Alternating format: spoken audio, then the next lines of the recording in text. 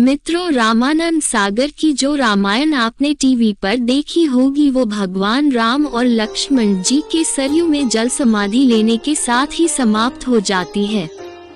ज्यादातर लोग भी रामायण के इतनी ही कथा की जानकारी रखते हैं, परंतु क्या आपके मन में कभी ये विचार आया है कि भगवान राम के बाद अयोध्या का क्या हुआ होगा?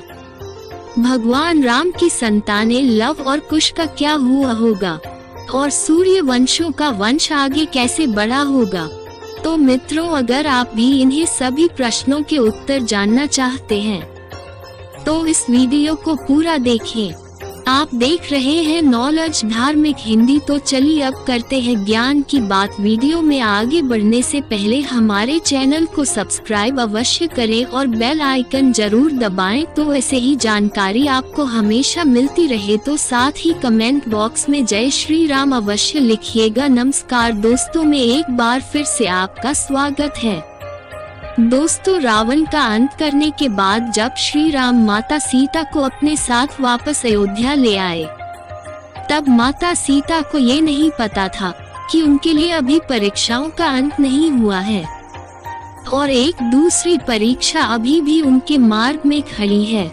जब राम ने अपनी प्रजा के सवाल उठाने पर माता सीता को ही त्याग दिया, उसके बाद माता सीता वाल्मीकि ऋषि के आश्रम में रहने के लिए जगह मिली, जहां उन्होंने अपने बेटों लव और कुश को जन्म दिया और उनका पालन पोषण किया। लेकिन इतना सब होने के बाद भी ये कहा जाता है कि माता सीता के पति श्री राम का ये प्रेम ही था।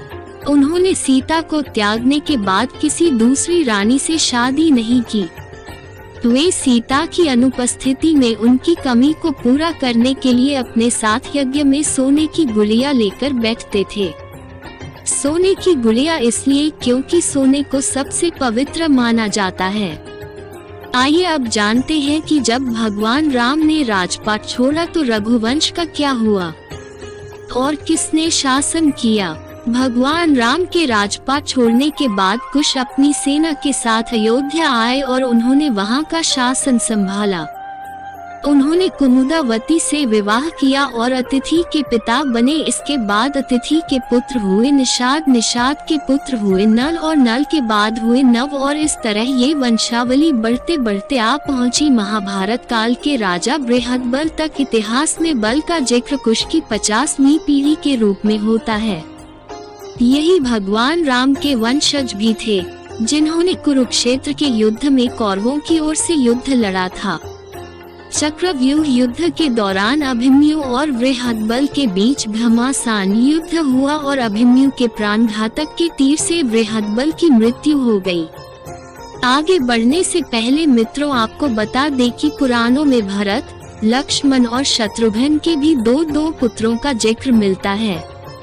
भरत के 2 पुत्र हुए दक्ष और पुष्कर, लक्ष्मण के पुत्र चित्रांगद और चंद्रकेतु, हमारे शत्रुघ्न के पुत्र हुए सुबाहु और शिवसिंह। मित्रों, मथुरा का नाम पहले शूसेन था।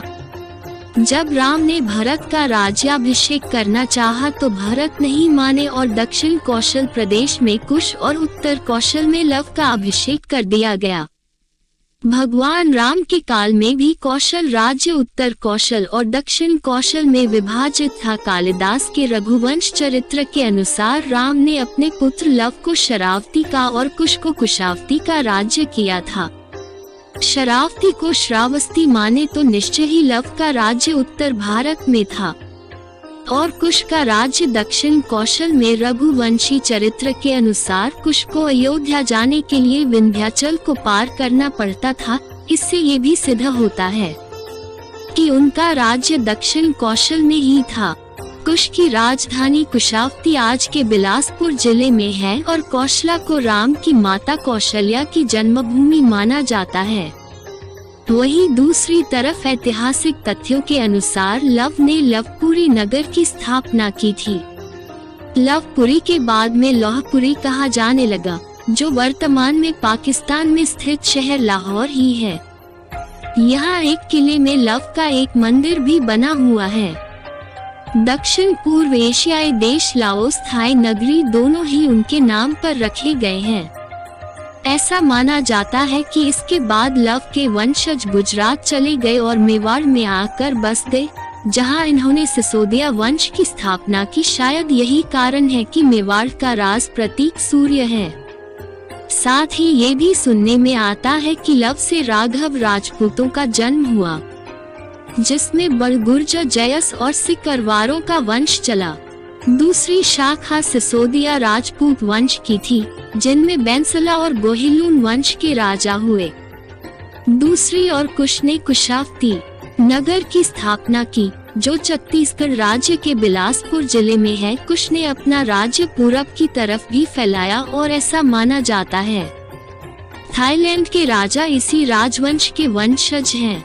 शायद इन्हीं कुछ कारणों से थाईलैंड के राजा को आज भी राम की उपाधि देने की प्रथा यथावत है।